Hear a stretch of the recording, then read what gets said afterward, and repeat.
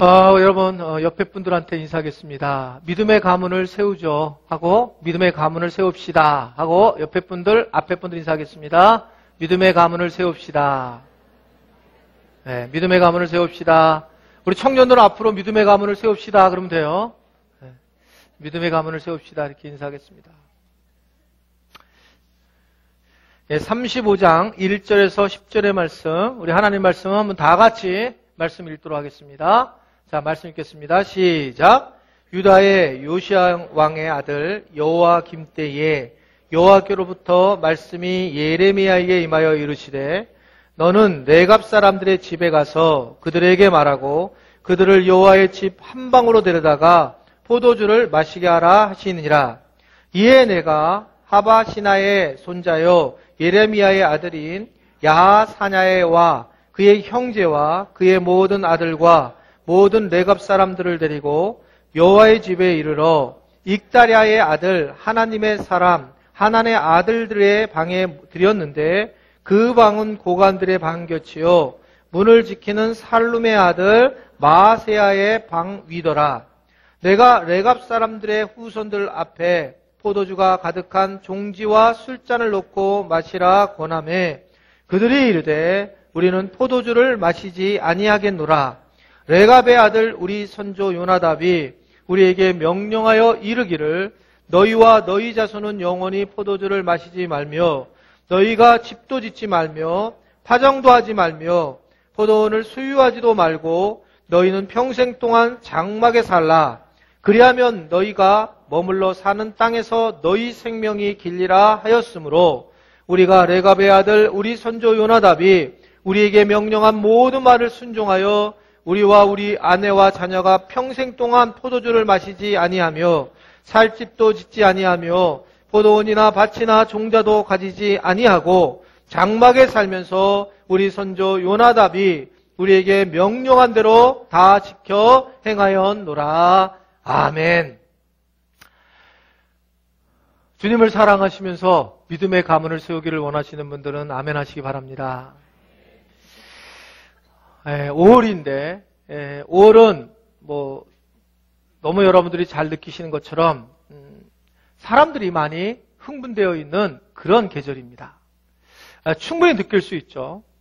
교회 자체도 흥분이 되어 있고 어수선하고 제 개인도 5월이 되면 외부에서 강의를 많이 맡게 되면서 좀 바쁜 그런 경향이 있습니다. 왜냐하면 제가 상담 사역을 하고 있기 때문에 이제 강의를 이렇게 받게 되는데 얼마 전에 여기 큰 안양제일교회라는 교회에서 저에게 강의를 부탁을 했어요. 근데 일반적으로는 제가 잘하는 강의를 부탁을 하는데 그곳에서는 저에게 강의가 뭐였냐면 강의 제목이 명품 가문 세우기를 좀 강의를 해줬으면 좋겠다. 이렇게 저한테 제목이 이렇게 들어온 거예요. 근데 제가 사실은 우리 교회를 위해서 뭔가 5월달에 무슨가 이렇게 뭐를 해야 되는데 그렇게 기도를 하고 이렇게 묵상하고 있었기 때문에 그 얘기를 딱 듣는 순간에 우리 교회에도 이런 기회를 한번 가져야 되겠다. 정말 믿음의 명품 가문을 한번 세우는 그런 기회를 가져야 되겠다. 그래서 사실은 뭐 강의 준비는 하지 않고 오히려 우리 교회가 어떤 믿음의 명품 가문을 세우게 할 수 있을까? 이 생각을 하게 돼서 이제 오늘 말씀을 전하게 되었습니다. 믿음의 명품 가문을 세우자라고 하면서 이제 말씀을 이렇게 어느 말씀을 전할까 살펴보다가 오늘 예레미야를 읽게 되었고 예레미야에 나와 있는 오늘 본문에 있는 전혀 우리가 생소한 이름인 레갑 자손이라고 하는 자손을 만나게 되었어요. 그러면서 이 레갑 자손이 정말 대단히 하나님 앞에 믿음의 가문으로 세워지는 그런 자손이라는 것을 깨달으면서 우리가 이제 레갑 자손처럼 우리가 명품의 믿음의 가문을 세웠으면 좋겠다. 그런 제 마음을 가지고 말씀을 전하게 되었습니다. 그래서 저희가 이번에 뭐 명품 믿음 가문 뭐 이런 것을 얘기하고 있지만 아주 중요한 것은 이거하고 마찬가지예요. 이런 거라 볼 수 있습니다. 한번 저를 따라하겠습니다. 레갑 가문이 되자. 레갑 가문이 되자. 네, 레갑 가문이 되면 우리가 하나님 앞에 제대로 된 믿음의 명품 가문으로 세워질 수 있다. 이렇게 이해할 수가 있는 거예요. 이번 주간에 지난주 저녁 예배 때 5분 스피치를 어느 집사님이 하셨어요. 이제 5분 스피치를 하신 이유는, 제가 여기 앞에 거 치운 이유는, 조는 분들 제가 잘 못 봐가지고, 지금 나가는 길이 좀 멀어서, 앞에 거 내가 2부 예배 치고 치웠어요. 근데 벌써 졸려고 하는 분이 계시네. 시작도 안 했어요, 설교를. 어딘지 모르잖아요, 제가 지금 설교를 하였는데. 5분 스피치를 하는 집사님이 계셨는데, 그 집사님이 하신 내용 중에 이런 얘기를 하는 거예요. 저는 그런 경험이 없기 때문에 참 사실은 굉장히 와닿았어요. 이분은 어렸을 때부터 신앙생활을 열심히 해서 이 총각 때 신앙생활을 했는데, 그때 학생 때부터 되게 속상한 게, 교회 안에서 가정으로 신앙생활하는 사람들이 이 하는 모습을 보고 너무너무 부러웠다는 거예요. 그래서 자기는 결혼을 할 때 제일 행복했던 게 뭐냐면, 가족이 함께 믿음 생활하는 것이 너무 좋아서 그렇게 이제 결혼을 했다고 그런 고백을 하는 것을 이번 5분 스피치에 듣게 되었습니다. 저는 그런 경험이 없기 때문에 얼마나 가족 전체가 믿음 생활한다는 것이 얼마나 좋은 거고, 또 혼자 믿음 생활한다는 게 얼마나 힘든 일인가라는 것을 약간 객관적으로 이제 느끼게 된 거예요. 그리고 보니까 백 목사님이 이제 가끔 그런 설교를 하고 이야기를 했어요. 백병지 목사님이 자기는 먼저 신앙생활을 했다는 거예요. 부모님보다 먼저 신앙생활하고 혼자 자기가 신앙생활의 중심이 돼서 나중에 부모님을 전도했는데 참 힘들다는 얘기를 계속 하는 거예요. 그래서 제가 사실은 뭐가 힘들까 이런 생각을 했는데, 실제로 이번에 안수식을 가서 이렇게 느꼈던 거는 뭐냐면, 믿음의 그 가문이라는 것, 믿음의 그 부모님이 믿음의 중심에 있다라고 하는 것은 얼마나 중요한 일인가를 제가 안수받을 때하고 좀 다른 느낌인 거예요. 그러면서 참 백 목사님이 안타깝구나라는 생각을 처음으로 해보게 됐어요. 저는 여러분 어머님이 돌아가시고, 그리고 저희 누님 세 분도 안 계시지만, 제가 믿음에 대해서는 여러분 늘상 제가 의지하는 게 있는 걸 느끼잖아요. 뭔가 자신감 있는 거 느끼고, 별로 가진 것도 없으면서도, 그러면서도 뭔가 가진 게 없는데 저렇게 왜 목사님 큰 소리 치니까 이렇게 여러분 느끼잖아요. 그 모습의 핵심 부분이 뭐냐면, 적어도 저에게는 예를 들면 그 어머님의 기도가 있다라고 하는 것, 항상 내 주변에 뭔가 우리 가족들이 나를 위해서 기도한다는 것을 늘 느끼고 있기 때문에 그런 거죠. 근데 그렇게 혼자서 믿음 생활한다는 것은 정말 어려운 일이구나 라는 것을 생각을 하게 되었습니다. 혹시 혼자서 믿음 생활하는 분들, 여러분들이 이번 5월 달에 말씀을 들으면서 가족 전체가 믿음의 가문으로 세워질 수 있게 되기를 주님의 이름으로 축원해 드립니다. 자, 그래서 이 가문, 믿음의 가문을 만드는 것은 정말 중요하다라는 생각을 하게 되었는데, 그러면 이 믿음의 명문 가문을 만들기 위해서는 레갑 자손처럼 세워지면 좋겠는데, 레갑 자손은 도대체 어떤 자손인데 이렇게 하나님 앞에 믿음의 명문 가문으로 인정을 받았을까? 자, 그게 크게 두 가지 레갑 자손에 대해서 성경은 말씀을 하고 있어요. 첫 번째는 이 레갑 자손은 이 명문 가문이 아니고 원래 이방인이었다는 거예요. 이방인이었는데 나중에 믿음의 가문이 되었다라는 겁니다. 이것을 성경은 말씀을 하고 있어요. 그러니까 이게 모태신앙의 가문이 아니라 처음 신앙생활을 막 시작한, 어떻게 생각하면 비주류의, 믿음의 비주류의 가문이다, 이렇게 이야기할 수가 있습니다. 그게 어디에 나오냐면 이 레갑 자손에 대한 족보가 사실 나오는데, 이 족보가 딴 데 없고 아주 한 줄에 쫙 가볍게 나온 데가 하나가 있는데, 그게 뭐냐면 역대상 2장 55절에 보면 이들의 레갑 가문의 이야기가 나와요. 한번 읽어보겠어요. 말씀을. 자, 시작.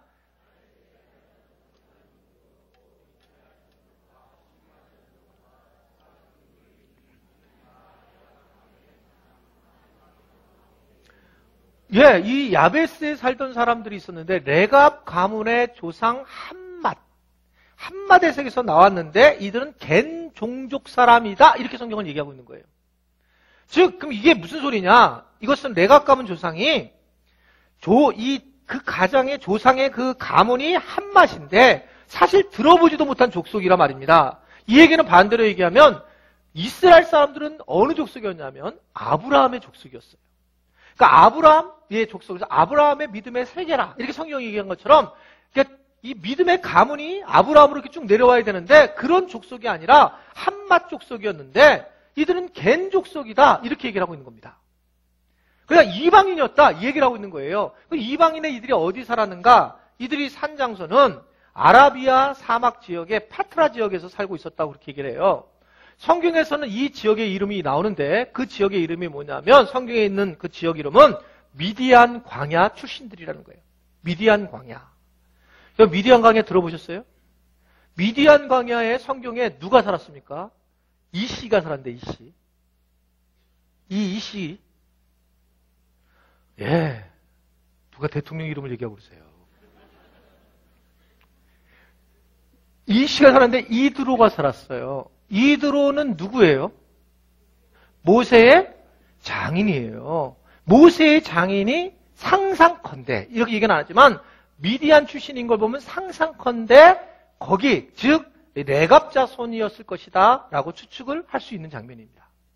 여하튼 그곳에서 자랐던 즉 레갑 자손이 이방인이었다라는 것을 다시 한번 강조를 하고 있는 거예요. 자, 여러분 이방인이라 이 얘기는 뭘 의미하고 있냐면 신앙에서 이방인인데 이방인이었던 그런 사람들이 믿음의 가문으로 세워졌다 이 얘기는요. 어떤 의미가 있냐면 이방인들에게는 뭐가 없었냐면 말씀을 전하는 선지자가 없었어요. 왜냐하면 이것은 이들이 말씀을 알 수 없다고 생각했기 때문에 대대로 말씀을 전하는 자가 없었고 그리고 말씀도 없었고 이들에게 아무것도 없었다는 거예요. 그런데 이들에게 아무것도 없었는데 오늘 말씀을 보면 이 요나답이라고 하는 한 선조가 한마디 한 거예요. 이 말씀을 너희들이 이 가문을 지켜야 된다라고 얘기했을 때 후손들이 신앙을 지키라고 했는데 250년 동안 이 신앙이 지켜가지고 내려온 상황이 됐다는 거예요. 여러분 이게요. 이게 우리 일이 아니라고 여러분들 이렇게 관심 없이 보시면 안 돼요. 근데 내게 선지자도 없고 말씀을 전하고 목회자도 없고 아무도 없는 상황에서 250년 동안 신앙을 지켰다는 거예요. 이들이요. 이게 얼마나 놀라운 일인가. 왜 그러냐면 여러분 말씀을 전했음에도 불구하고 이걸 들으면서도 이 아브라함의 조상인 사람들은 이 말씀을 들어도 오히려 말씀을 안 듣는 그것에 대해서 듣지 않고 믿음을 지키지 못하는 사람이 수도 없이 많아요. 수도 없이. 그런데 말씀을 듣지도 않았는데 이들이 지켰다는 건 놀라운 일이라는 거죠. 예수님이 이렇게 얘기를 했어요. 한 예화를 들었어요. 누가복음에서 이런 예화를 합니다. 부자와 거지 나사로가 살았다. 둘이 죽게 됐다. 근데 부자는 세상에서 잘못을 해서 음부로 떨어졌고 거지 나사로는 하늘나라를 갔다. 근데 둘이 서로 보이더라. 그래서 이 부자가 거지 나사로가 아브라함 품에 앉은 것을 보고 아브라함에게 얘기를 하더라고요. 뭐라고 얘기를 하냐면 물 한 방울만 떨어뜨리면 좋겠다. 혓바닥을 적셨으면 좋겠다. 너무 뜨겁고 진짜 여기 대단한 데다. 그래서 혀가 막 쪼개질 것 같으니까 한 방울만 찍어서 좀 나한테 떨어뜨려 주세요. 라고 얘기를 해요. 그럴 때 아브라함이 안 된다는 거예요. 거기하고 너하고 갈 수가 없는 거리다. 그래서 못 간다. 그러니까 이 부자가 하나를 부탁을 해요. 아브라함에게. 그러면 부탁 하나 있습니다. 내게 형제 5명이 있어요. 근데 내가 죽어보니까 이렇게 지옥이 있는 걸 몰랐어요.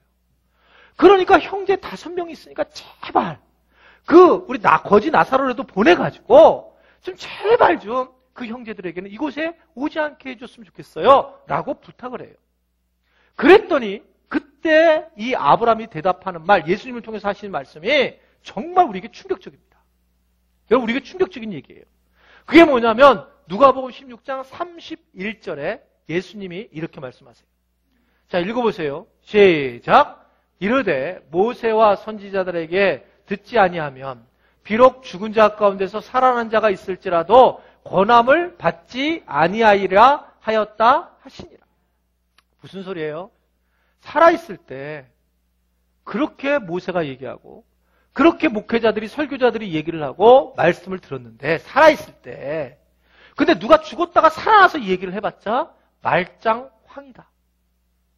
소용없다 니네. 가서 얘기해봤자 소용이 없다는 거예요. 그 사람이 안 바뀌면 그렇게 많이 했는데 또 사람 보냈다고 될 거냐? 안 된다. 이게 우리의 모습이다 라고 아주 분명하게 얘기를 하고 있단 말입니다.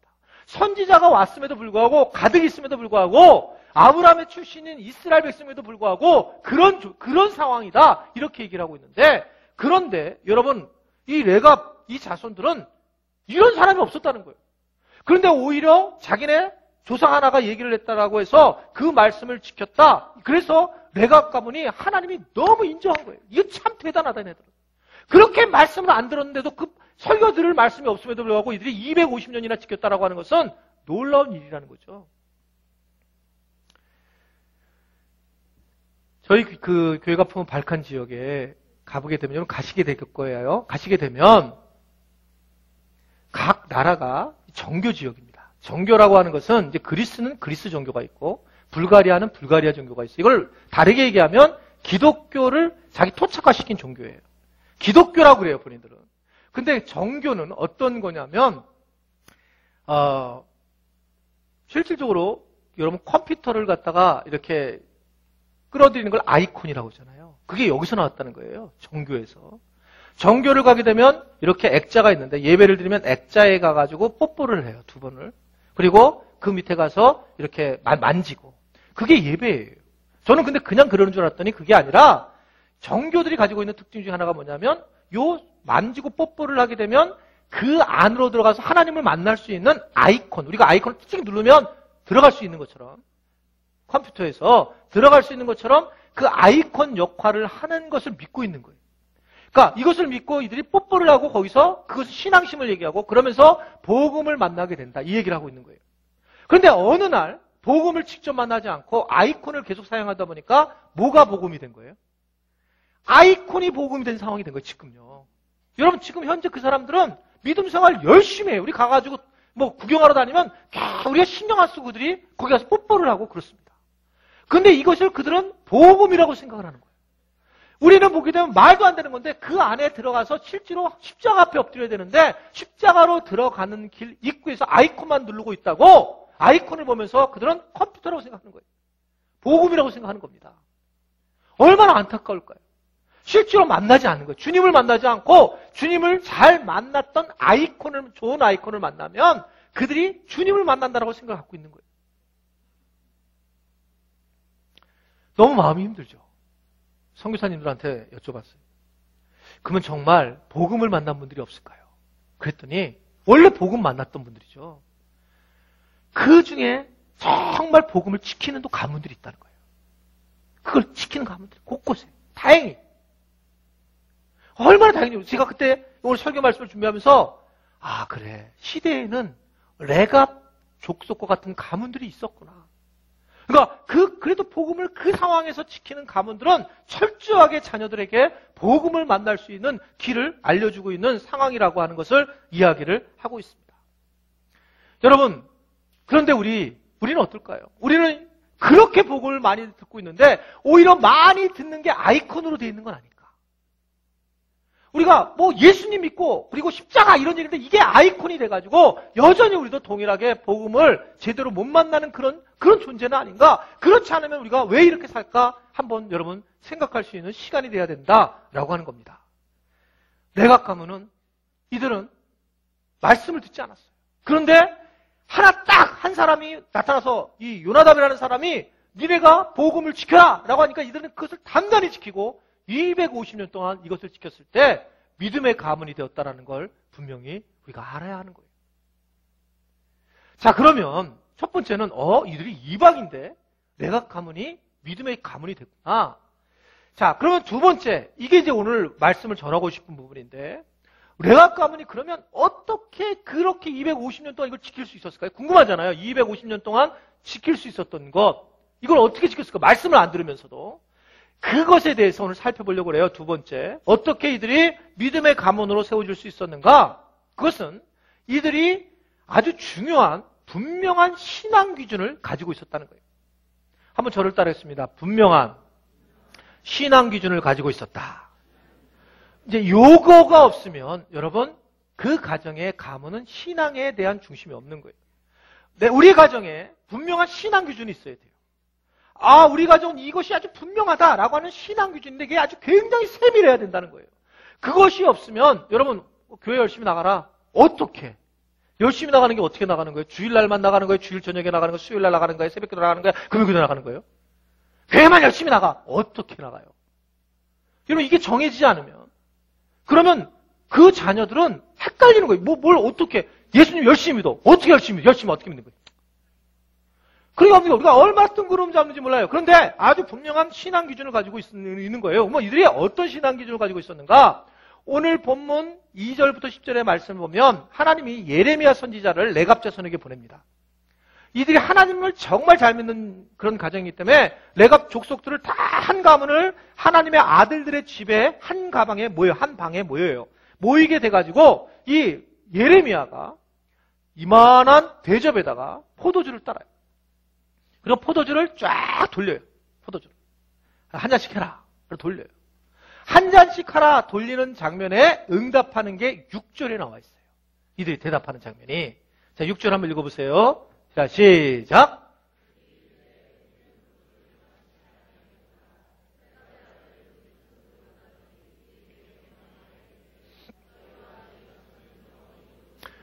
우리 포도주 안 마세요. 이렇게 얘기를 해요. 그리고 8절, 이것에 대해서 8절 말씀. 자, 시작.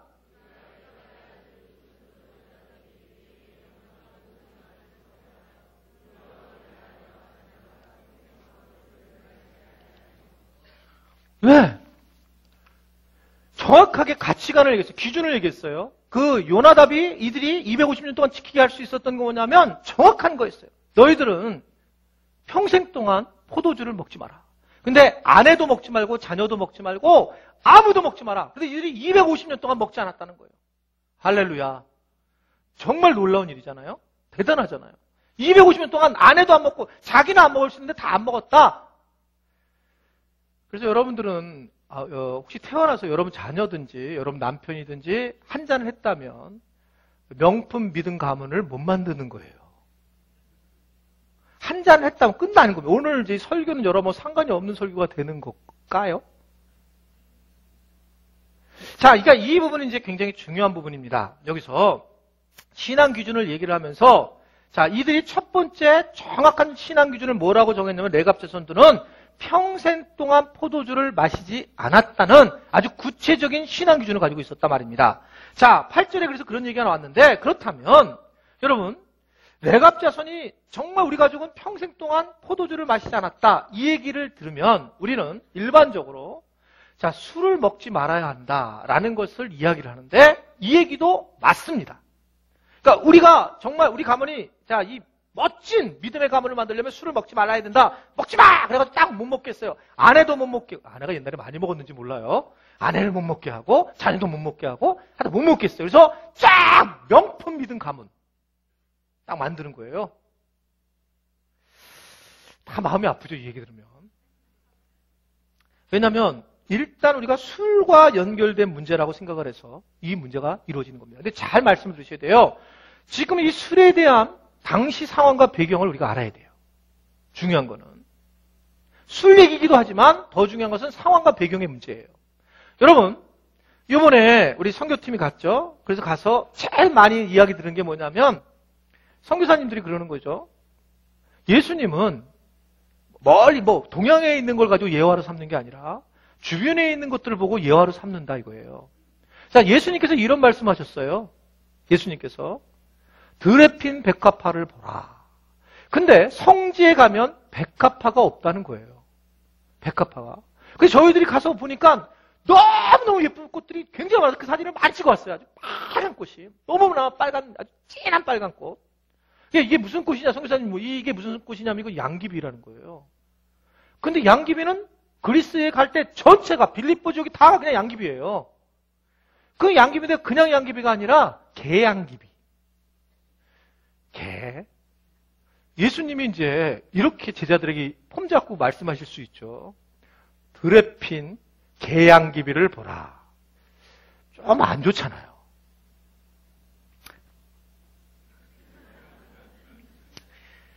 개양귀비를 보라. 이렇게 조금 그러시니까 백합화를 보라. 이렇게 얘기했지만 실제로는 개양귀비라는 거예요. 그러니까 그것을 와봐야지 아는 거죠. 가봐야지. 가봐야지 알죠. 여러분들 가보셔야지. 그러면 거기는 성지의 이 해석은 다르다는 거예요. 실제로 그렇다는 거죠. 여러분 마찬가지입니다. 술에 대해서도 마찬가지예요. 저희들이 불가리아에서 그리스로 들어갔습니다. 넘어갔습니다. 그리스로 넘어갔는데 첫 번째 산 하나가 나오는데 산이 막 하나가 완전히 없어진 거예요. 이게 뭔가 그랬더니 대리석. 완전히 다 대리석이 다. 그리스는 아주 다 대리석입니다. 여러분 다 대리석인데 어느 정도 심각하냐면 대리석이라는 거가 이 보도블록이 다 대리석이에요. 보도블록이 다 대리석이에요. 아스팔트도 이 콘크리트로 안 하고 검은 거 하고 그다음 대리석을 섞어가지고 자갈 섞어서 해가지고 성교사님 얘기가 비가 오면 우리나라 생각해서 이렇게 브레이크를 밟으면 미끄러지니까 조심해야 된다. 너무 대리석이 많아서. 대리석이 너무너무 많은 거예요, 대리석이요. 여러분, 대리석이 많다는 이야기는 뭐냐면, 반대로 얘기하면, 모든 자원들이 석회석이 많다는 거예요. 그러니까 이들이 물을 마시려면 물을 마실 수가 없어요, 우리나라처럼. 그렇기 때문에 반드시 물을 사 먹어야 되고, 그리고 그냥 사 먹다가 보면 여기 담석이 생기는 거예요. 그냥 먹다가 보면. 그러니까 이들이 근데 자꾸 담석이 생기는데, 특별히 물을 조심하더라도 이들이 그 물을 마신 가축들을 먹기 때문에, 그렇기 때문에 이런 석회질을 먹을 수밖에 없는 존재고, 거기에 무슨 채소들 먹더라도 그들이 그 물을 마시기 때문에 어쩔 수 없이 이런 석회석 같은 것들을 먹을 수밖에 없는 그런 상황입니다. 그래서 그리스나 불가리아나 여러분 가는 발칸 지역들은 이 와인이라고 하는 문화가 일상화되어 있는 거예요. 와인을 먹어야지만 이것을 해소할 수 있기 때문에 그 와인을 그냥 일반적으로 먹는 거예요. 술을 그냥 먹는 거예요, 술을. 실제로 여러분들이 중세에 있는 유럽에 있는 수도원들을 가면 수도원들이 가장 발달된 게 뭐냐면 와인 사업입니다. 교회가 그 사업을 한 거예요. 그 성찬에 대한 준비를 하면서. 그렇기 때문에 술이 아주 그들의 삶에 익숙하게 있고 평범해져 있다는 것이에요. 자, 이걸 배경으로 말씀을 다시 전하겠습니다.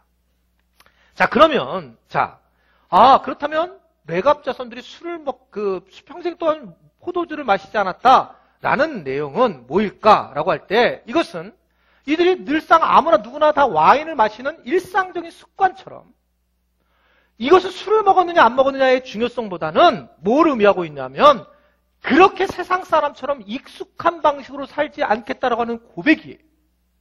익숙한 내가 그런 방식으로 우리도 살지 않았다. 세상 사람 방식대로 세상은 이렇게 살아가는데 레갑 자손들은 우리는 그렇게 살지 않겠다. 그러니까 당연하게 이렇게 세상의 사람들 세상의 출세를 위해서 살아갈 때 이들은 그렇게 살지 않았다는 거예요. 그것을 의미하고 있는 거지 술 먹고 안 먹고의 문제다라고 하는 것은 별로 그렇게 의미를 두지 않는다. 세상에 익숙한 방식으로 이들이 살지 않았다라고 하는 것을 훨씬 많이 이야기하는 거라고 볼 수가 있습니다. 그러나 이제 오늘 이렇게 나왔으니까 그러면 크리스찬이 술을 어떻게 대할까? 이 문제를 오늘 좀 말씀을 좀 전하고 싶어요. 혹시 이 말씀에 오해가 없었으면 좋겠고 또 여러분들하고 신앙이 좀 반대가 되면 그냥 이게 목사님 생각이 그럴 수 있구나 이렇게 생각을 했으면 좋겠습니다. 여러분 사실은 실제로 여러분 지금 많은 사람들이 크리스찬들이 제가 볼 때는 실제로 여기에 앉아있지만 회칠한 무덤으로 다 마시고 있다는 거예요. 그런데 안 마신 척하고 있는 거예요. 그러니까 갈등이 심각한 거예요. 죄를 고해라면 맨날 술 먹은 것만 고배해요. 그럼 이게 정말 술을 먹은 게 죄냐? 이 부분을 저는 해결을 해야 되겠다라고 하는 마음이 있다는 거죠. 옛날부터 저희 교회 이 부분을 저 남성 제자반을 할 때면 이 부분이 계속 단골 메뉴로 올라왔어요. 술을 먹는 게 죄입니까?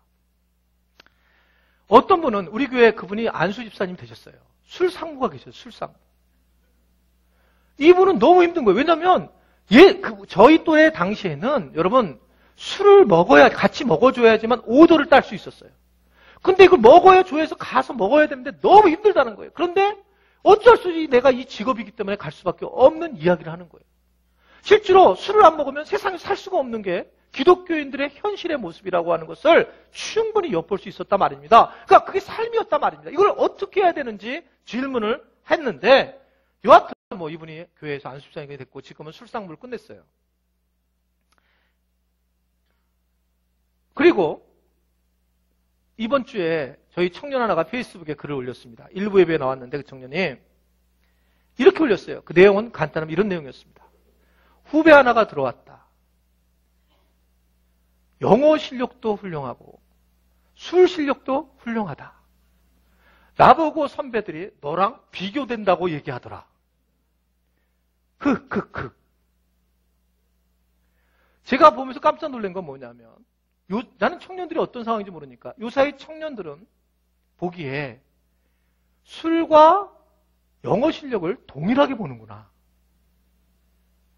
그러니까 술 실력과 영어 실력을 동등하게 보고 이야기를 하는구나. 그런 생각을, 그런 시대구나라는 것을 생각을 했다는 겁니다. 여러분, 우리가 명문 믿음감을 만듭시다 라고 얘기해놓고, 만약에 지금 이런 문제가 되는 이 술이나 이런 걸 정면 승부를 만약에 안 하게 놓으면, 여러분들의 자녀들은 믿음의 명문 가문을 도저히 들어올 수가 없는 거예요. 그럼 과연 이거를 어떻게 해야 될까? 여러분들 자녀가 아빠, 엄마 내가 먹어야 될까요? 말아야 될까요? 라고 할 때 뭐라고 여러분 답하실 거냐는 거예요. 어린아이들 금방 커져요. 그랬을 때 지금 또 여러분 자녀들이 막 고주택, 방주택? 하여튼 그냥 완전히 가는 그런 자녀들도 있을 겁니다. 레갑자손은 평생 동안 먹지 않았다 얘기해서 최고의 명품 가문을 만들었습니다. 자, 그러면 이걸 어떻게 해야 될까? 자, 여기까지는 제가 성경 말씀을 근거로 말씀했고, 지금부터는 성경 말씀 반, 제 생각 반이니까 여러분들이 받아들일 분은 받아들이시고 못 받아들일 분은 안 받아들이시면 된다. 이 말씀을 지금 전하면서 말씀을 전합니다. 왜냐하면 제가 이 말씀은 우리 여호수아 청년부들과 조금 이야기를 하다가 제가 좀 정리를 해서 우리 청년들과 이야기했던 것들을 약간 진보적으로 얘기를 하게 되기 때문에 혹시 어르신분들 중에 마음에 상한다면 이 부분에 대해서 그냥 이 청년들한테 해당되는구나 이렇게 생각을 하시고 참여하시면 좋겠어요. 자, 첫 번째는 술은 여러분 음식입니까? 술이 음식이 아닙니까? 음식이라고 하는 사실입니다. 자, 이게 출발점이에요.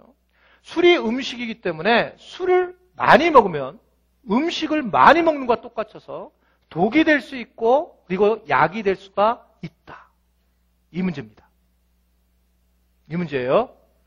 자, 그렇기 때문에 술 자체에 문제가 있는 게 아니라 술을 많이 먹느냐 적게 먹느냐라는 것이 중요한 문제다. 일단 그렇게 시작을 했으면 좋겠어요. 일단 안 먹는 게 좋아요, 술은요.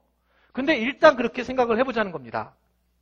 두 번째, 술이 정말 기독교와 굉장히 기독교에서 심각한 문제를 삼을 정도의 문제가 있느냐? 그렇지 않습니다. 그러니까 선교 역사를 보면 기독교 국가에서 술을 반대하는 데는 몇 나라가 손에 꼽혀요. 동양 쪽에서도 손에 꼽힙니다. 근데 기독교, 한국은 이 부분이 굉장히 강조가 된 이유는 선교 정책을 필 때에 복음이 들어갈 때 어느 나라도 마찬가지예요. 복음이 들어갈 때 각 나라마다 다른 이유는 복음을 들어갈 때 그 나라에 가장 문제가 되는 거를 이렇게 붙잡아서 복음을 하고 엮어버려요.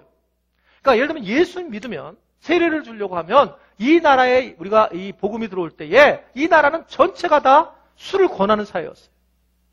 전부 알코올 중독자인 거예요. 그러니까 이 복음이 들어올 때 이 술에 대해서 반대를 딱 걸었습니다. 그래서 세례를 받으려면 술을 먹지 말아야 한다. 이렇게 정리를 한 거예요.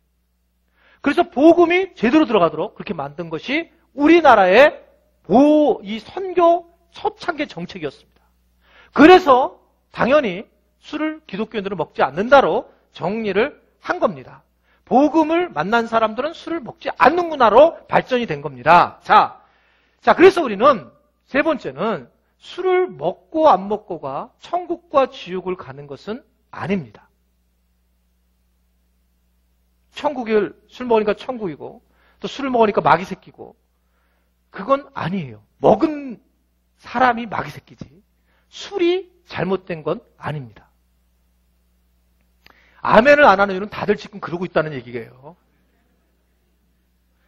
자, 그러면 성경은 또 뭐라고 애매하게 얘기하냐면 성경 자체에서 대놓고 얘기하는 것은 포도주와 독주를 마시지 말라는 거예요. 포도주와 독주를. 그런데 바울은 자기가 가장 사랑하는 디모데가 위장병이 걸렸는데 그 디모데에게 뭐라고 했냐면 장을 위해서 조금 한 잔씩 조금씩 포도주를 마셔라 라고 얘기를 하고 있어요. 자, 이 얘기는 다시 얘기하면 술에 대한 문제라기보다 얼마나 많이 마시고 적게 마시냐의 문제점에 있다 이렇게 이야기를 하고 있는 것을 볼 수가 있습니다. 자, 여기까지 잠깐 보면 술 자체가 문제가 아니라 술을 마시는 사람의 문제가 있구나. 여러분 술을 적게 마시면 다른 사람과의 관계를 하는데 굉장히 도움이 되지만 술을 정말 자기보다 좀 많이 마시면 분명히 말씀드리면 영적으로 마귀의 역할을 분명히 합니다. 분명히 하게 되어 있어요, 이거를요. 여러분 이것에 대해서 잘 이해를 하셔야 된다라는 겁니다. 그러면 우리 교회 입장에서는 이 술을 어떻게 하는 게 좋을 거라고 생각할까? 세상에서는 다들 먹고 있는데 그리고 하여튼 숨겨서 살아가고 있는데 이걸 어떻게 해야 될까? 제가 이렇게 된 이유가 있습니다. 오늘 말씀을 이렇게 약간 넓게 얘기하게 된 동기가, 이게 이 예화는 한 10번은 내가 들은 예화지만 다시 한번 들었으면 좋겠어요. 저에게 청년 하나가, 신실한 청년이 좋은 직장에 갔는데, 그리고 말씀대로 그는 술을 하지 않았어요. 근데 회식할 때마다 부서가 자기 부 때문에 힘들어하는 걸 느꼈어요. 근데 어느 날 그 회식을 떠났던 어떤 한 형이 와가지고 잊어버리고, 야, 한잔 하자. 그래서 목사님 제 생각이 나서 그 청년이 그래, 함께 가보자 하고 그냥 예 했더니 갑자기 그 부서가 너무 바울이 만난 다메섹의 빛처럼 밝아지더라는 거예요. 맨날 갈 때마다 우울해고, 너 가지마, 이런 분위기인데 갑자기 좋아지는 분위기가 됐고, 그래서 자기가 그곳에 가서 한 잔을 마시고 왔는데 너무 행복하다는 이야기를 간접적으로 제가 들었다. 이렇게 말씀을 드렸어요. 제가 그때 마음이 많이 달라진 겁니다. 우리가 그리스도인들이 빛과 소금의 역할을 하는데, 나는 반대 빠져 있고 나는 안 해, 그걸. 나는 안 하는데, 근데 알고 봤더니 더 성격이 더럽고, 더 자기 삶 자체가 건강하지 않아요. 크리스찬들이. 그래 놓고 그 사이에는 들어오지 않고, 바깥에서 지적하고, 그리고 문제를 일으킨다면 이것을 정말 잘 세밀하게 정리하는 게 필요하다라는 생각을 하게 된 겁니다. 레갑자손처럼 이 술에 대한 문제를 정확하게 해결하지 않으면 여러분, 우리가 믿음의 가문을 만들어 나가는데 굉장히 어려움이 있고 자녀들에게 이것을 알려줘야 된다는 거예요. 그래서 이것은 술보다 세상 문화가 더 중요한 문제고, 그래서 세상 문화를 따라 살지 못하도록 하는 건 분명하지만 어떤 분명한 기준이 필요하더라. 그래서 이걸 얘기하고 술에 대해서 말씀 마치려고 해요. 제가 생각하는 술에 대한 기준입니다. 첫 번째는, 술을 마시려고 하시는 분들은 하나님의 영광을 위해서라면 마셔도 좋습니다. 한번 저를 따라하겠습니다. 하나님의 영광을 위해서 마셔도 좋습니다. 고린도전서 10장 32절에 바울이 얘기를 하고 있어요. 고린도전서 10장 31절 시작.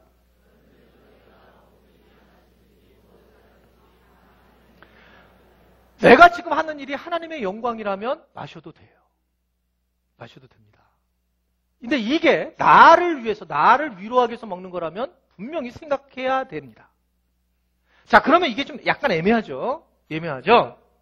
그러면 이런 거죠. 나는 손 들고 싶은데 손을 그냥 내가 손 들게 하고 싶은데 그냥 난 술을 먹는다 하면 손 들어보세요. 이렇게 얘기하려고 그랬더니. 자, 여러분, 자, 보세요. 술이 음식이라고 믿으세요? 아멘이죠? 네? 자, 나는 술의 음식이기 때문에 정말 나는 술을 먹어야 될 상황이 되잖아요. 그런 상황이 오잖아요. 그러면 여러분, 정말 기도하고 드세요. 잘못 알고 있는 것 같아서 걱정이 됩니다. 여러분들이 같이, 이게 지금 상황이 내가 하나님의 영광을 위해서 마셔야 되는 상황인데, 그러면 술집에서 주님, 이렇게 소주를 주셔서 감사합니다. 맥주를 주셔서 내게 정말 감사하고 이것을 한 잔 마심으로 행복해지도록 주님 도와주시고 강건케 하여 주옵소서. 정말 자신 있게 하셔야 돼요. 자신 있게 정말 기도 안 하고 먹는 건 이거는 여러분, 그건 정말 여러분 죄 속에 지금 빠지는 거예요. 담대하게 기도하고 드시기를 바라요. 기도 안 하면 죄입니다. 이거는 여러분들이 하나님께 감사하는 마음이 없는 거예요. 그리고 그거를 대할 때 이미 여러분 마음이 나는 그것은 이게 나한테 이것은 음식이 아니라고 생각한 거예요. 그러면 마시면 안 돼요. 근데 이것을 내가 정말 감사하는 마음이 든다면 여러분 영광을 위해서라면 마시라는 거예요. 두 번째, 이게 그런데 그렇다면 반대로 얘기하면 하나님의 영광을 위해서 마시는데 만약에 자기 자아를 위해서 먹는다면 이것은 죄라고 하는 거예요. 오늘 내가 기분 찝찝한데 마신다. 죄라는 얘기예요. 내 자아를 위해서 마시는 거라면 문제가 있단 말입니다. 왜냐하면 여러분 술을 먹죠. 그래서 이게 오히려 알코올 중독자가 되는 사람들은 이것을 누리는 게 아니라 술을 먹으면서 길거리에서 자버리고 사람들과 싸우고 만나면 관계를 힘들게 하고 와서 폭행을 하고 아내를 때리고 자녀들을 깨우고 그러면서 괴롭히는 사람들이 얼마나 많은지.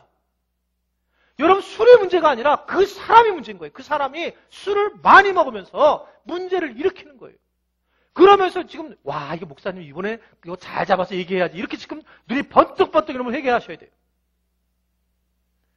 여러분 이게 사람에게 얼마나 큰 상처를 주는지 술을 먹는 관계로 넘어가면 심각한 문제가 되는 거예요.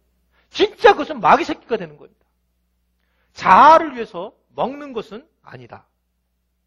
그러면 여러분들이 술을 먹기 위해서 자녀들에게 어떻게 알려주셨으면 좋겠는가? 이 부분을 하고 마칠게요. 일단 나는 도저히 내 자녀가 술을 마시는 걸 못 견디겠다. 한 잔으로 마시는 거 입에 대는 것도 난 너무 싫다. 이런 분들은 미리 기도하셔야 됩니다. 하나님, 얘가 술 한 잔 먹으면 혓바닥이 획획 돌아가고 3일 동안 아예 그냥 실신하고 그리고 그냥 배가 막 꼬여가지고 냄새만 맡으면 아예 그냥 가버리게 해주십시오. 아예 얘는 아예 그냥 입에 그냥 갖다 두루루 온몸이 떨리게 술 냄새만 맡으면 그냥 뒤로 넘어지도록 주여 축복해달라고. 그래서 아예 그냥 그 기도해. 난 정말 못 견디겠다 하는 그러면 아예 하나님 막아줘야지. 여러분들이 먹지 말아 하면 걔는 더 맛있게 먹습니다. 그러기 때문에 아예 기도를 하셔야 돼요. 나는 도저히 내가 못 견디겠다. 근데 여러분 먹으려고 하는 자녀들은 꼭 아셔야 될 게 있습니다. 여기에 있는 지금 이 자녀, 오늘 본 이 레갑의 자녀의 특징은 뭐냐면 8절을 보면 부모에게 순종한 것을 얘기를 해요. 부모의 순종과 여러분들이 술을 택할 때 뭐가 중요하냐면 레갑 자손이 인정받은 것은 부모에게 순종한 것을 인정받은 거예요. 그러니까 내가 정말 부모님이 너무 힘들어하는데 여러분들이 막 그걸 한다면 여러분 자녀들은 잘못된 거예요. 왜냐하면 부모에게 순종하는 것이 훨씬 더 우선입니다. 술이 문제가 있는 게 아니라 그 부모에게 순종하는 것이 우선이기 때문에 그것을 잘 이해하셔야 돼요. 자, 그리고 제가 우리 여호수아 청년분들에게 얘기한 건데 저는 이게 참 얘기해놓고 주님이 주신 지혜구나 이렇게 생각을 했는데 술을 내가 어쩔 수 없이 회사에서 먹어야 될 상황이 있어요. 내가 직장 생활을 하니까. 내가 원해서도 아닌데 상황이 그래서. 그러면 여러분 처음 청년들은 직장을 갔을 때 내가 크리스찬이라는 것을 당당하게 얘기하셔야 돼요. 그래서 크리스찬인데 나는 술을 먹기 싫어하는 사람입니다. 라고 얘기하셔도 되고. 그런데 그 다음에 그러면 술을 먹어야 될 상황이 될 때 내가 크리스찬이지만 나는 여러분들과 함께하기 위해서 한 잔을 마시겠습니다. 자기가 몇 잔까지, 난 2잔 정도 마시면 아무런 문제가 없다. 그러면 2잔 정도까지도 내가 마시겠습니다. 라고 정리를 하고 미리 얘기를 하고 여러분들 난 크리스찬입니다. 그리고 기도하고 그분들이 그냥 먹어서 막 양주 따를 때 혼자 열심히 기도하고 그리고 여러분들이 같이 먹는 거예요. 저는 여기 얘기하는데 마음에 걸리지만 그러나 여기까지 하는 건 나는 정말 괜찮다고 생각해요. 그 여러분 안 믿는 사람이 복음을 만나는데 중요한 문화적 역할을 한다 저는 생각하고 있습니다. 그래서 거기까지 나는 못 먹지만 내가 먹는 이유는 이 그룹이 깨지고 이것에 대해서 내가 섬기는 마음으로 내가 먹을 겁니다. 라는 걸 미리 얘기하는 거예요. 저는 만약에 내가 안 믿는 사람이라면 기독교는 정말 교회 다니는 사람 진짜 멋있다. 나는 안 먹어. 내 신앙적으로 난 먹기 싫고 우리 집안에서 먹지 않지만 그런데 내가 여기 이 모임을 위해서 나는 한 잔을 꼭 먹고 참여하겠습니다. 그러면 여러분 그 사람들이 기독교를 개독교라고 하지 않습니다. 근데 안 먹고 뒤에서 그러니까 이게 무슨 교회 다니는 사람이 진짜 밥맛인 거예요. 교회 다니는 사람들이. 그래서 여러분들이 정해 놓는 양이 중요하고 그리고 내가 기독교인이라고 얘기하고 기도하고 뭐 드시라는 거예요. 그런데 거기서 만약에 여러분들이 2잔, 3잔, 4잔, 4병, 5병 먹었다. 여러분들이 복음을 막은 거예요. 이게 죄인 겁니다. 그때는 여러분들 혓가락 돌아가고 그런데 교회 나갔더냐 이렇게 되면 여러분 그 사람은 굉장한 상처를 받는 거예요. 그거는 여러분 책임이에요. 그러니까 나는 이렇게 자신이 없다 그러면 하지 않는 게 좋고 안 하는 게 나은 거예요. 그랬어요. 그거를 여러분들이 조절을 할 줄 있어야 돼. 그렇게 되면 너 어느 교회냐? 나 그 교회 가고 싶다. 하늘꾼 연동교회. 여러분 그게 우리가 이 모든 문화를 끌어잡아 당기는 거예요. 그게 여러분 진짜 복음을 전한다라고 하는 것을 분명히 믿을 수 있게 되기를 바랍니다. 그래서 하나 여러분 덧붙이는 말씀은 교회 안에서 술을 먹는 것은 있을 수 없는 일입니다. 아무 의미가 없는 거예요. 복음하고 상관이 없는 거예요. 그래서 제가 정말 계속 강조를 해요. 교회 안에서 술 먹다가 걸리면 그냥 교회를 떠나십시오. 교인들끼리 여러분 무슨 친밀해졌어. 소그룹끼리 어디 놀러 갔는데 무슨 회를 먹는데 생각이 나서 먹었다. 나한테 걸렸어 한번. 저는 가만히 안 있습니다. 그 부분은. 요새는 저한테 안 들어와요. 혹시 여러분 꼭 기억이 되면 부부끼리 먹든지 말든지 전혀 상관 안 해요. 저는요. 소주를 100병 마셔도 상관 안 해요. 그런데 가족끼리, 예를 들면 가족도 상관없지만 교인들끼리 먹으면 여러분들이 010-4403-0691로 연락을 해주시면 바로 조치해 드릴게요. 나는 이 교회를 떠나고 싶다 그러면 그냥 교인들하고 드시면 돼요. 왜냐면 그것은 아무 의미가 없는 거예요. 진짜 의미가 없는 거예요. 이게 그리스도 안에서 형제들이, 자매들이 하나가 되는데 이것은 주님을 갖다가 우리가 하나님을 만나는 게 아니라 술주를 만나고 있는 거예요. 잘못된 거라는 거예요. 술 생활 잘 하시길 바랍니다. 말씀 전하면서 제가 힘들어요, 사실은요, 지금요. 자, 레갑 자손들이, 우리는 아내랑 자녀들이 평생 동안, 250년 동안 술을 안 먹었다. 이 얘기는 세상 문화 속에 우리는 그렇게 흔들리지 않았습니다. 이런 아주 중요한 기준을 가지고 있었어요. 여러분 자녀에게도 아주 세밀한 기준을 정하셔서 말씀을 전해줘야 됩니다. 아주 세밀한 기준. 마지막 레갑 자손들이 두 번째 마지막은 뭐냐면 이들이 가정 중심으로 보다 교회를 중심으로 살았다는 거예요. 이들이 레갑 가문이 된 이유는, 명품 가문이 되는 거는 그렇게 이야기하고 있습니다. 왜냐하면 9절 10절의 말씀을 보세요. 9절 10절 말씀. 자, 시작.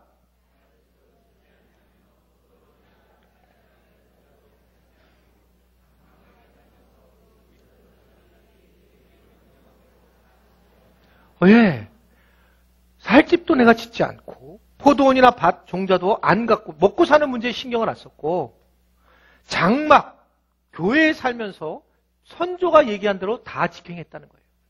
이 얘기는 뭐냐면 내가 먹고 사는 문제 때문에 가족 중심으로 산 게 아니라 하나님 마음에 합해서 하나님이 원하시는 방향으로 내가 살았고 교회의 중심으로 살았습니다. 라는 것을 고백을 하고 있는 겁니다. 여러분 이게 쉽은 일이 절대 아니죠. 내가 교회를 중심으로 살았다. 이 얘기 하나님 중심으로 살았다. 이게 여러분 쉽지 않은 이유는 내가 내 자아가 계속 움직이고 있기 때문에 이 내 자아를 내려놓는 것이 얼마나 어려운 일인가라는 것을 우리는 너무나도 잘 알기 때문에 이 자아를 만약에 내려놓지 않고 내가 뭐든 할 거야 라고 한다면 명품 믿음 가문을 만드는 건 어렵다는 거예요. 그렇기 때문에 자기 자아를 내려놓고 우리가 하나님의 마음에 합한 거, 하나님이 원하시는 게 뭘까? 교회가 원하는 게 뭘까? 이렇게 생활을 정하고 가는 것이 명품 믿음 가문을 만드는 거예요. 여러분, 교회가 도대체 뭘 원하는 건가? 하나님의 교회가 뭘 원하는가? 이것을 알아야 한다는 거예요. 이것을 해나갈 때에 바로 레갑 가문이, 레갑 자손들에게 하나님은 그들을 높이 세워줬다라고 말씀을 하고 있는 겁니다. 우리 가족밖에 몰라요.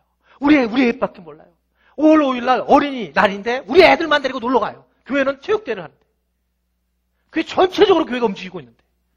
자, 그러면 하나님이 뭘 원하시는가라고 할 때는 하나님은 전체를 원하신다는 거예요. 하나님은 넓은 분이시기 때문에 또 그것뿐만 아니라 더 열방에 대한 마음이 있으세요. 열방을 품어야 돼. 우리 먹고 사는 거 힘든데요. 아니, 하나님은 교회, 전 유니버설 처치를 원하지.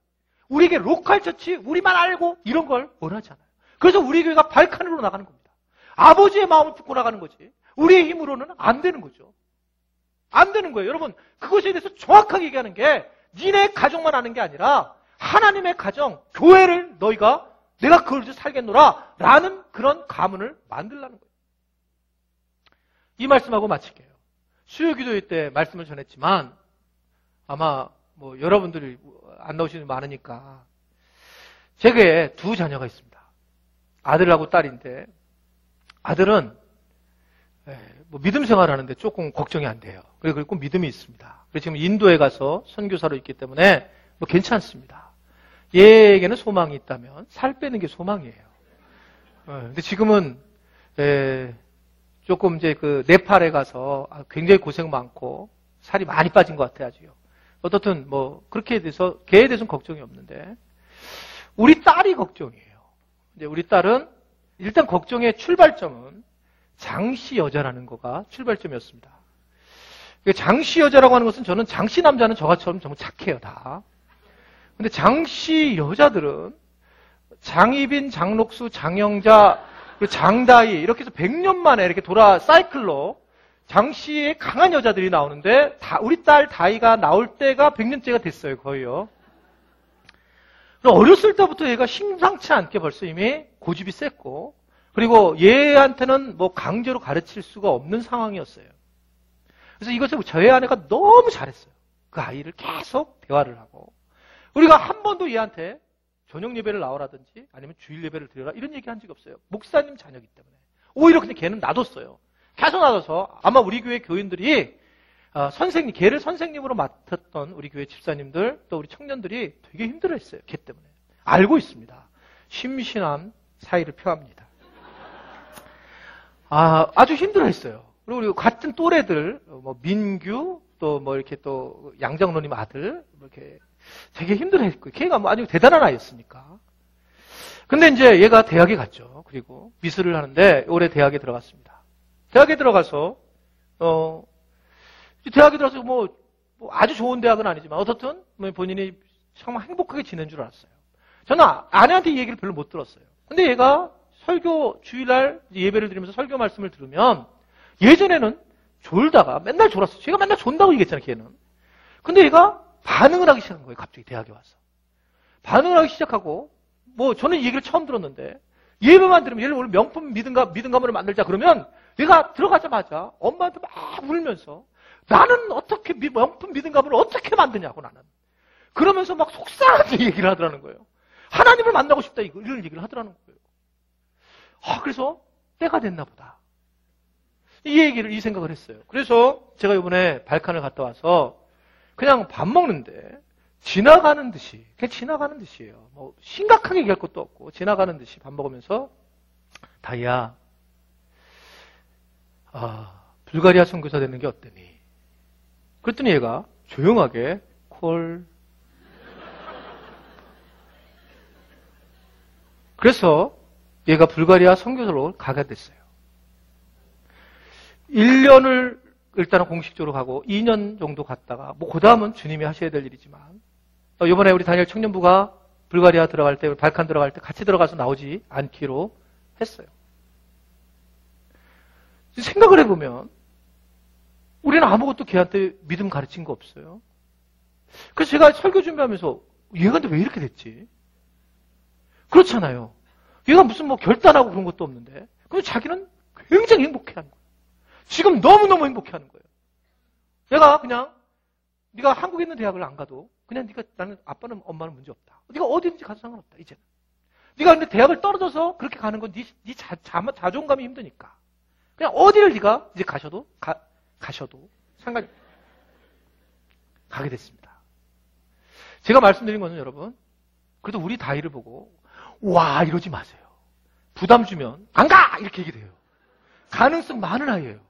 그냥 있는 거 하고 혹시 여러분 갈 때 되면 이렇게 10,000원씩 이렇게 주면 얘가 아마 굉장히 행복해 할 거예요. 10,000원 정도만 주시면 돼요. 그냥 우리 교인들이 그냥 어저께 체육대학을 와서 너무 좋대 교인들이. 그러니까 그냥 그렇게만 해주시면 돼요. 근데 얘가 왜 이렇게 됐을까라고 생각했을 때 이유는 딱 하나. 여러분 제가 가만히 생각하면 왜 그랬을까라고 했을 때 저희가 만약에 우리 애들만 데리고 야 내가 너 사랑해 하고 만약에 그래서 얘만 데리고 드림랜드를 가고 에버랜드를 갔다. 그랬던 적이 없어요. 5월 5일은 항상 저희는 교회 안에서 생활을 했어요. 그리고 엄마 아빠가 얘기하는 게 우리 가족이 잘 돼야 되고 우리 가족이 다 너만 잘하고 우리만 잘 돼. 이렇게 얘기한 적이 거의 없어요. 야 발칸을 품어야 한다. 선교사가 돼야 돼. 그건 아빠 생각이고. 어쨌든 선교사가 돼야 돼. 너 하나님 중심으로 네가 이 일을 할 때 네가 학교를 들어갈 때든지 뭐든지 하나님을 위해서 해야지. 너를 위해서 하면 안 된다. 뭐 해도 상관이 없어. 미스를 해도 상관이 없고 늘 그 얘기했어요. 그리고 내내 한 얘기가 하나님 마음을 얘기한 거예요. 아버지의 마음. 발칸을 네가 뒤집어놔야 된다. 그건 아빠 생각이고. 근데 걔가 첫 발을 내딛는 거예요. 저는 아무것도 한 게 없고 그냥 저희는 오늘 말씀대로 장막에 거한 것뿐이에요. 여러분, 우리 부모님이 맨날 너 공부 잘해야 돼. 왜 잘했는지는 얘기한 적이 없어요. 아버지의 마음을 네가 품고 네가 세상을 뒤집어 놓아야 될 사람이라고 얘기한 적, 비전을 던져준 적이 없어, 아이들한테. 근데 아이가 공부 잘할 이유가 뭐가 있겠어요? 그것만 전하고 네가 교회의 중심으로 살아가야 된다라고 하는 거, 하나님 중심으로 살아가야 되는 걸 가르쳐준 적이 없단 말입니다. 여러분들이 자녀한테 만약에 우리 부모님은 정말 무엇이든지 교회를 중심으로 살았다, 그렇게 가르치면 그 가정은 믿음의 가문이 되는 겁니다. 그 자체가 명문 믿음의 가문이 되고 그를 하나님이 레갑족처럼 세웠던 것처럼 세운다는 걸 분명히 믿으시기를 바랍니다. 여러분, 이런 고민하겠죠? 지금 그 얘기 들으면. 아니, 그러면 먹고 사는 걸 어떻게 하냐, 먹고 사는 거. 우리가 주님을 위해서 살아간다면, 그러면, 그래, 좋아. 나가는 건 좋은데, 그러면 먹고 사는 문제를 어떻게 하느냐? 여러분, 이 부분에 대해서 하나님의 말씀을 믿는다면, 여러분들이 거짓된 얘기하면 안 됩니다. 마태복음 6장 33절 이하를 보게 되면, 이방인들이 하는 짓들이 있어요. 그게 뭔 줄 아세요? 다 같이 한번 이 말씀을 읽어보세요. 자, 시작. 그들이 염려하여 이르기를, 무엇을 먹을까? 무엇을 마실까? 무엇을 입을까? 하지 마라. 이건 다 이방인들이 구하는 거다. 여러분, 하나님께서는 모든 것을 너에게 있어야 할 줄을 아신다. 그 다음 보세요. 그래서 어떻게 하라는 거예요?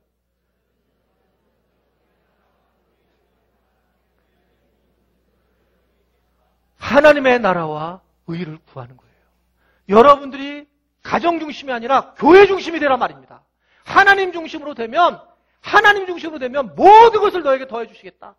그 가문을 세워주시겠다. 나중에 보세요. 지금 공부 좀 못하고 자녀가 좀 그래도 나중에 보면 하나님이 놀랍게 세워주신다는 거예요. 그런 레갑자손 같은 명문 가문을 여러분들이 만드시기를 주님의 이름으로 축원해 드립니다.